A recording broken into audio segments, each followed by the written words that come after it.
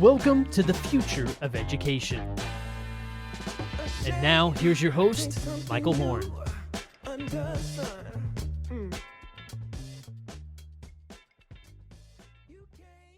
Welcome to the show where we are dedicated to building a world in which all individuals can build their passions, fulfill their potential, and live a life of purpose. And to help us think through that today, our guest is Matt Sigelman. He's the president of the Burning Glass Institute, a nonprofit that mines for data-driven insights around the future of work and pathways into the job market, and then works with educators, employers, and policymakers to help build those better pathways to advance opportunity for more people. That's my language. I'll let Matt give a crack at it in a moment in his. But before the Burning Glass Institute, he was the CEO of MZ Burning Glass for nearly 2 decades, which is now known as Lightcast, where he's still the chair of that board.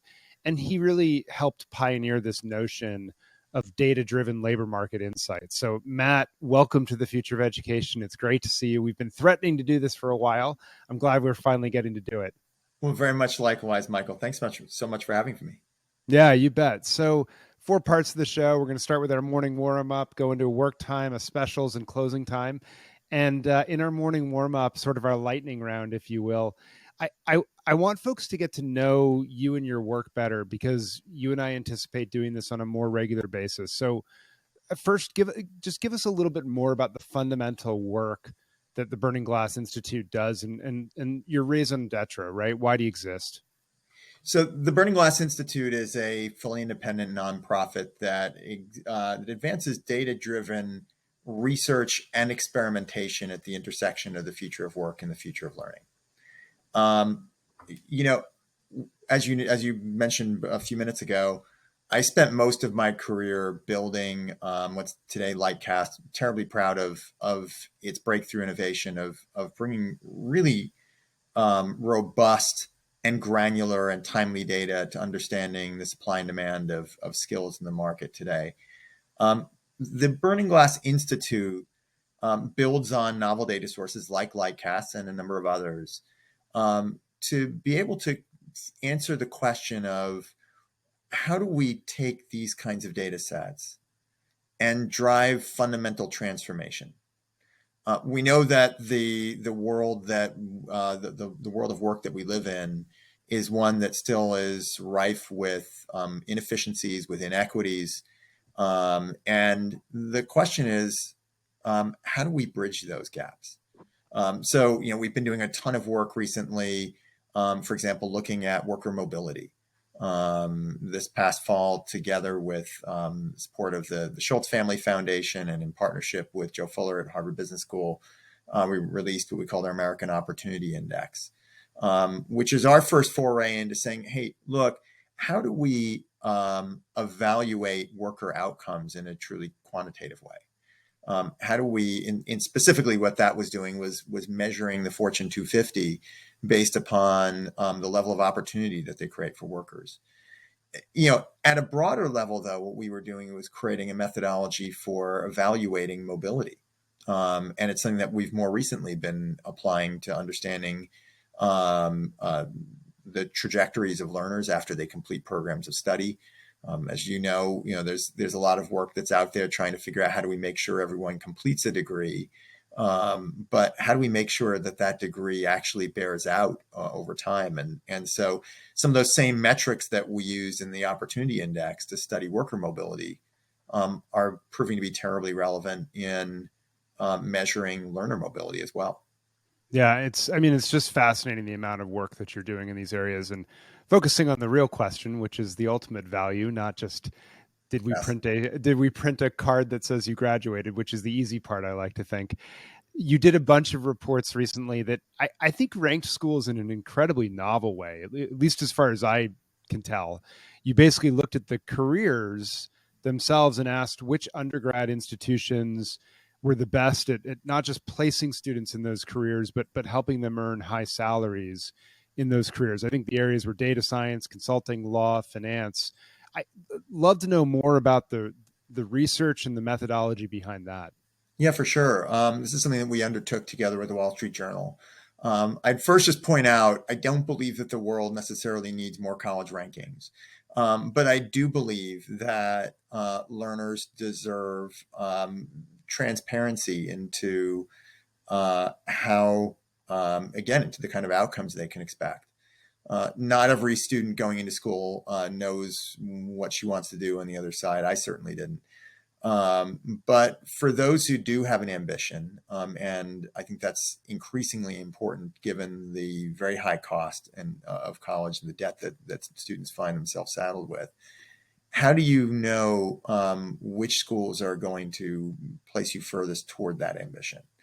So here's what we did and why this looks pretty different from things like the college scorecard or the like.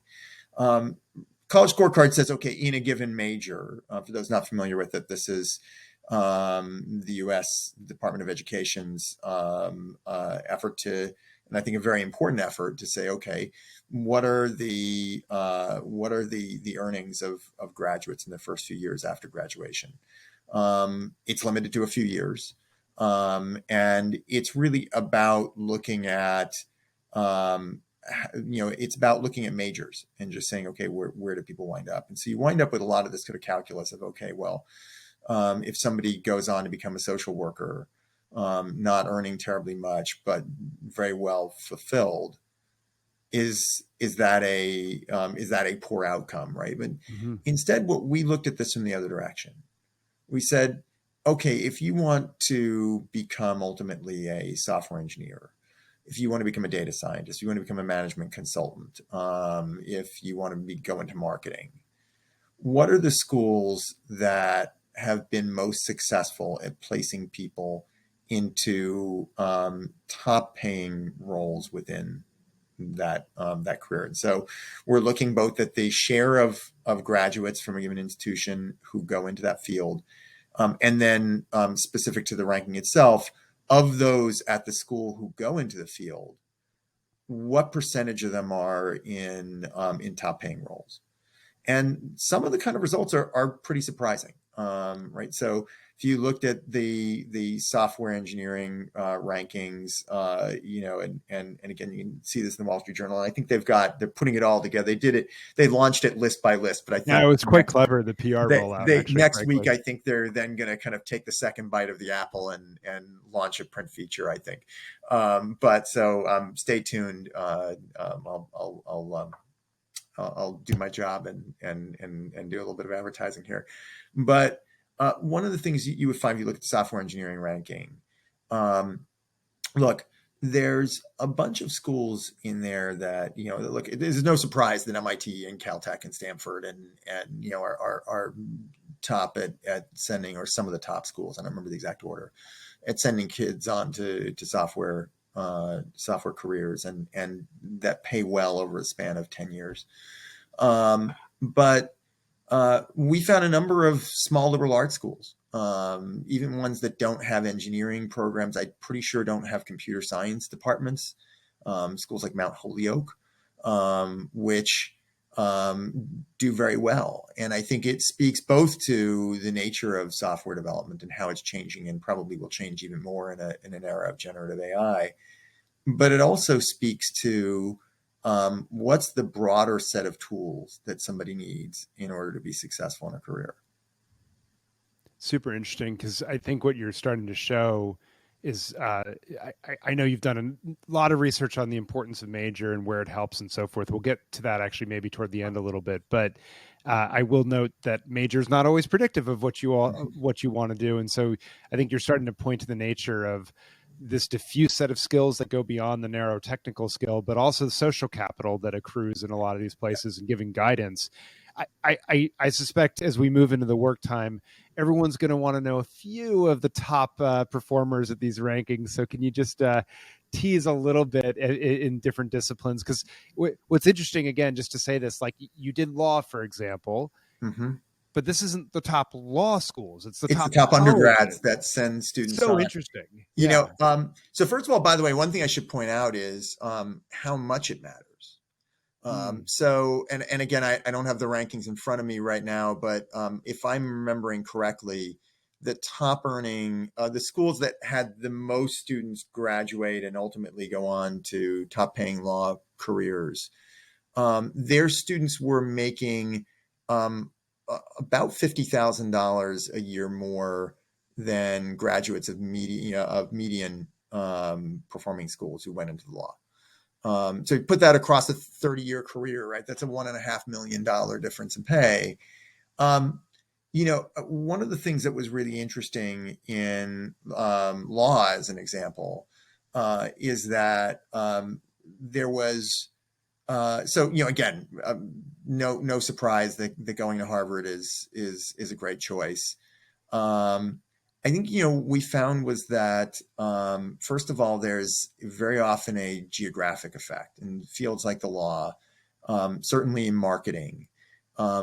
Being some of the best paying jobs today are in tech, or at least were until recent layoffs.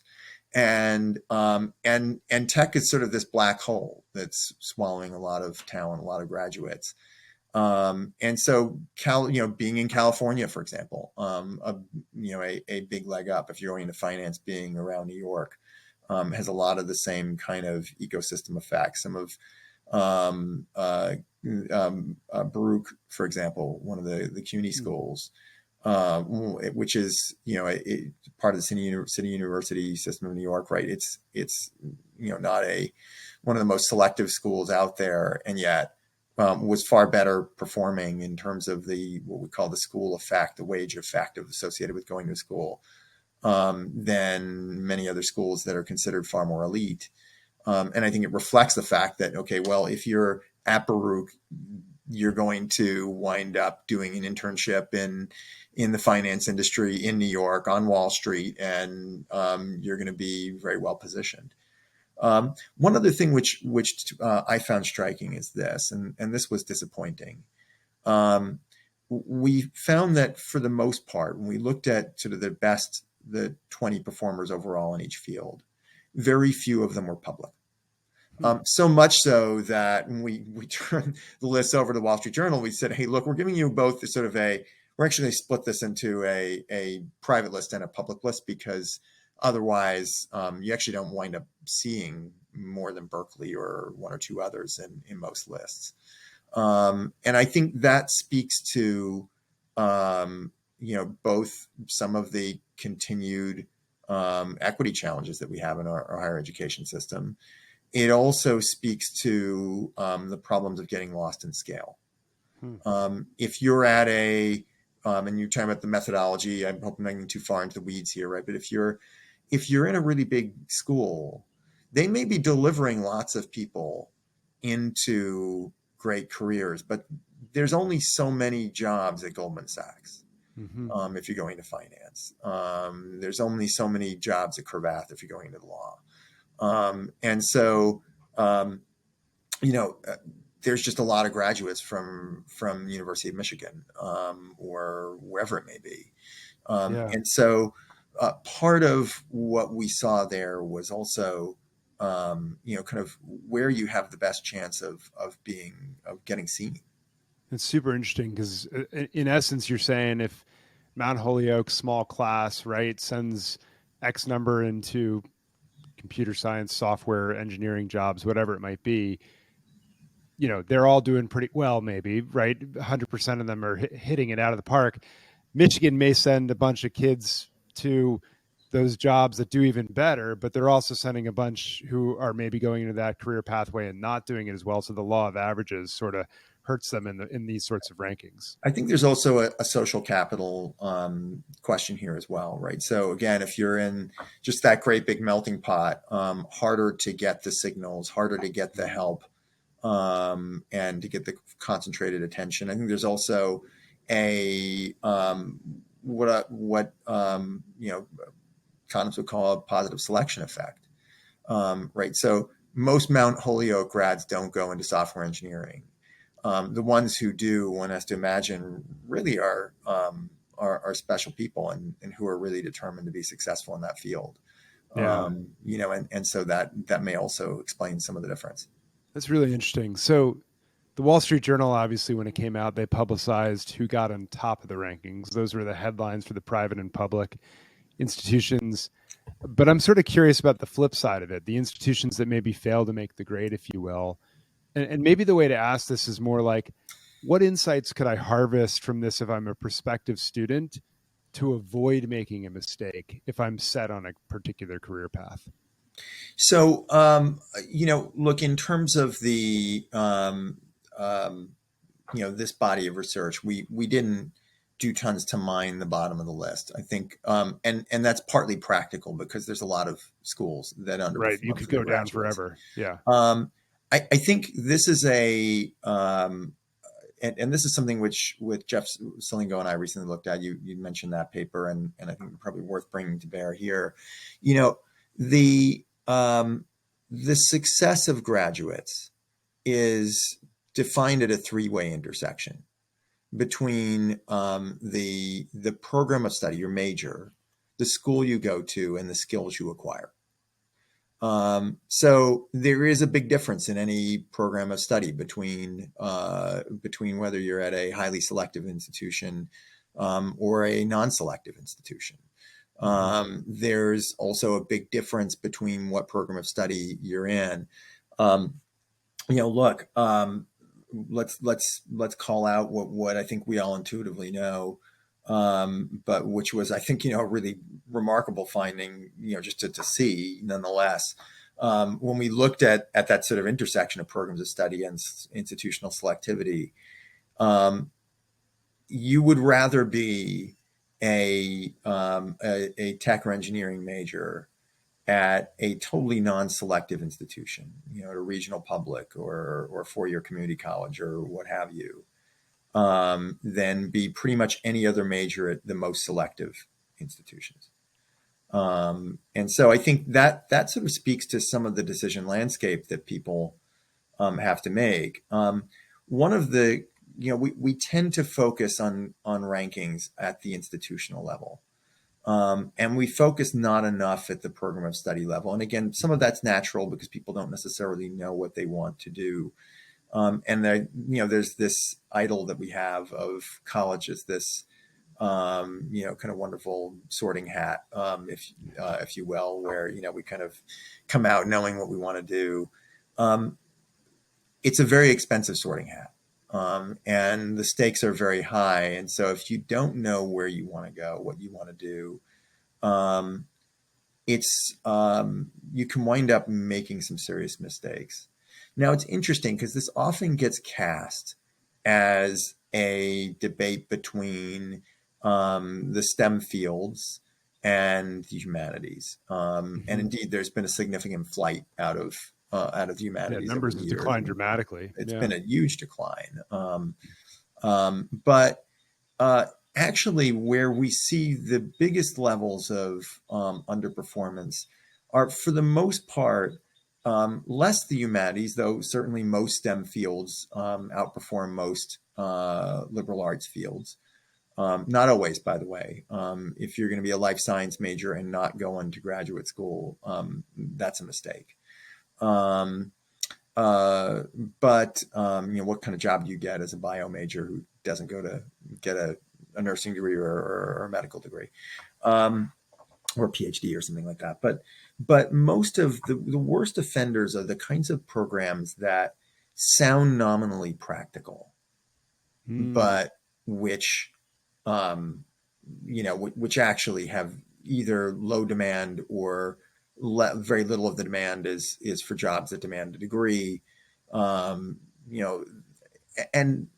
it seems intuitively obvious to most of the people who are listening to us, I'm sure, that mamas don't let your babies go become parks and rec majors, or become transportation and material moving majors, or law enforcement majors, or the like. If you're first gen college goers, there's nobody to tell you that. Yeah. And so we've actually seen a huge growth in those majors. If you look at enrollments and rather conferrals over the last 50 years, where are people getting degrees? STEM's been relatively constant. There's been a huge flight out of liberal arts. What's grown in the gap is those nominally practical majors that very often underperform.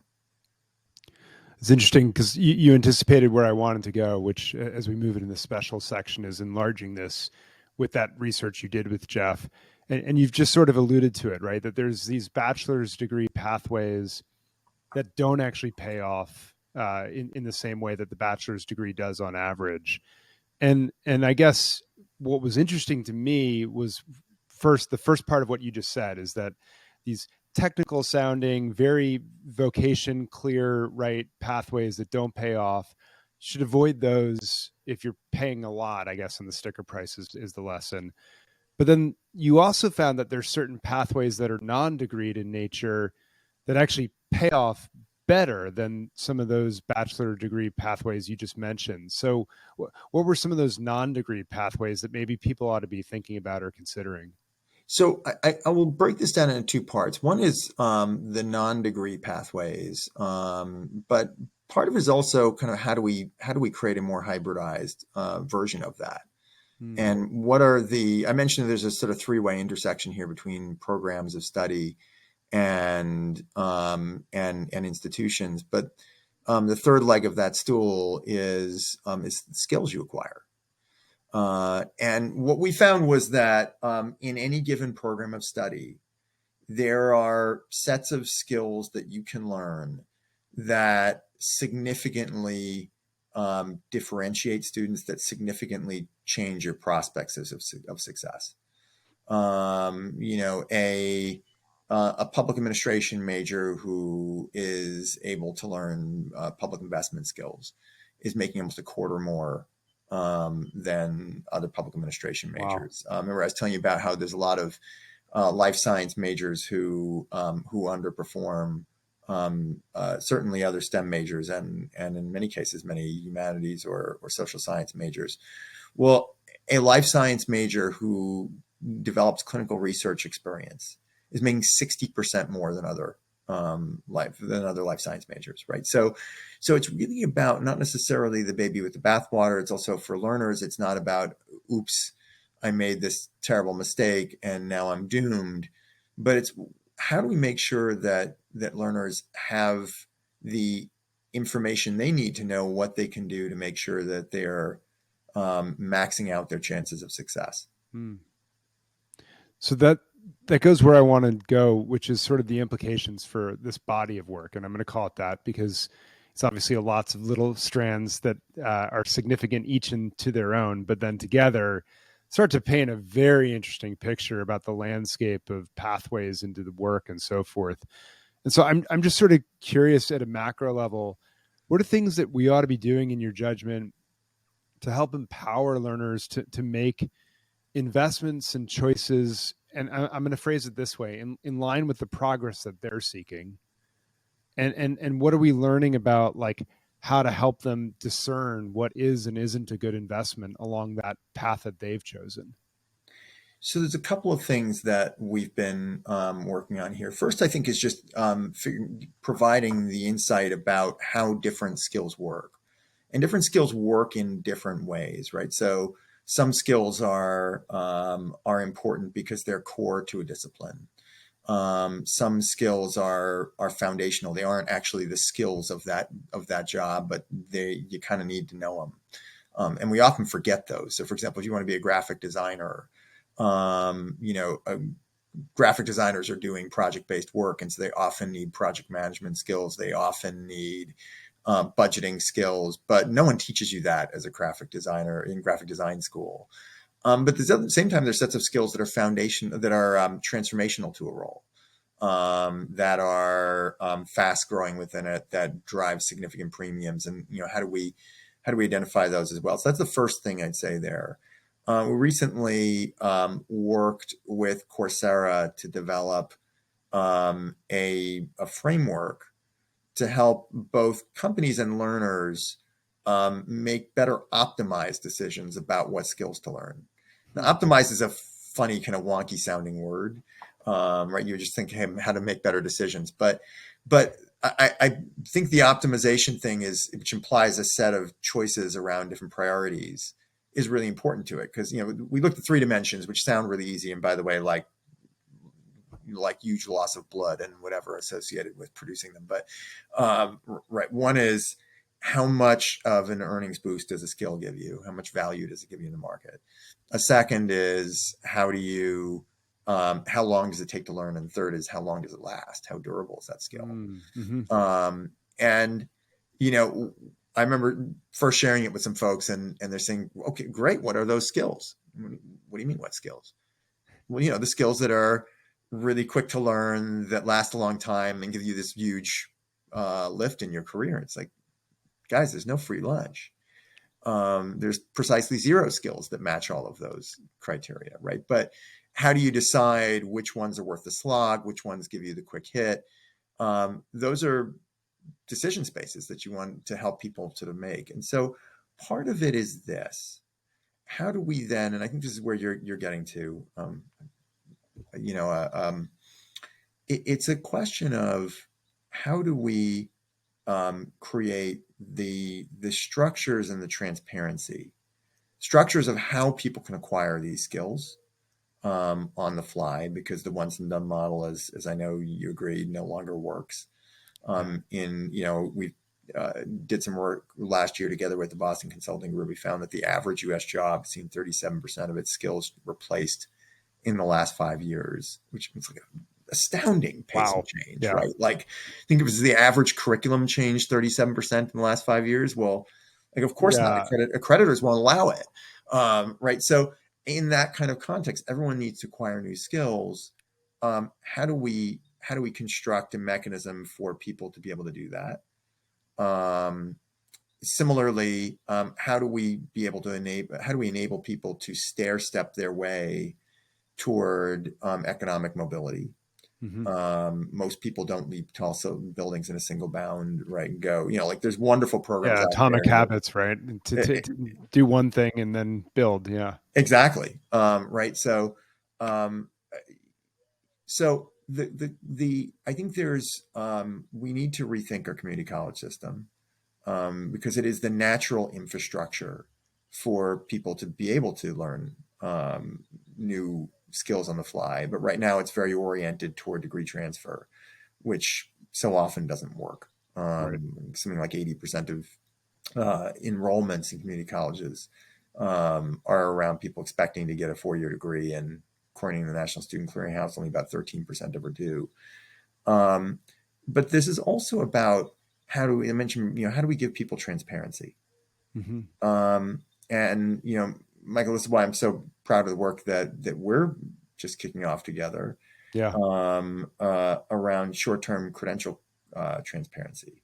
If you want to have a skill-driven ecosystem, one where people that life science major could acquire that additional skill of clinical research experience and earn 60% more, we have to have a way of representing skills that has real currency as a marketplace. And so you hear a lot of voices talking about how, hey, we need more short-term credentials.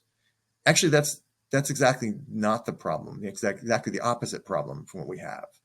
The U.S. Chamber of Commerce's Credential Engine project tracks something like 1.2 million credentials. I always point out that there are 114,000 words in the Oxford Dictionary. It's just literally 10 times more credentials than there are words to describe them. Yeah. So, we don't need more of them. We need more clarity about which ones actually deliver outcomes. And so, we're at the Burning Glass Institute recently announced a partnership together with Jobs of the Future to build on the work of the EQUOS, the Education and Quality Outcome Standards framework. People will say, how could we do this at scale? How could we provide an evaluation of which credentials are actually bearing out for learners, so that learners know which ones to invest in, so that employers know which ones to value, and which ones represent the skills that they need. Yeah. And Matt, I think that's a perfect place to leave this conversation. I'll just add my appreciation, not just for the work that we're about to do with EQUOS and JFF and Burning Glass Institute coming together on that, but more importantly, also the nuance that you just used to describe even those skills, right? Because what they stack on top of, the experience, the program, the degree that you have, makes a pretty big difference to answer how valuable is it in the labor market. And that level of nuance, I think, is important. Just learning Python is going to have vastly different impacts on your career depending on what background you bring into it at that point. And so your answer to the person that says, well, where's the short-term, durable, magical skill? It depends, right, on context. And that level of nuance, I think, that you all continue to craft in this is incredibly important. So we're going to come back to you as you keep releasing these reports and breaking these insights, because my hope is that it'll give people a clearer and clearer picture over time of this future of work and the different pathways, the winding pathways, if you will, into it. Well, always welcome these conversations, and I think we need to do so much better than we're doing right now, and there's a moment of opportunity when we see the kind of transformations that are taking place in the market. 37% of skills replaced in 5 years. We see the advent of generative AI. I think it's going to create an impetus for change at a policy level. It's going to create a demand for change, both from learners and from employers at the other end. And that makes this an exciting moment. No doubt. So we'll keep tracking it with you. Thanks for joining us in the Future of Education, all you tuning in. Keep track of Matt, Burning Glass Institute, and all the insights that they're publishing. And we'll be back next time. We'll see you soon. Thanks so much.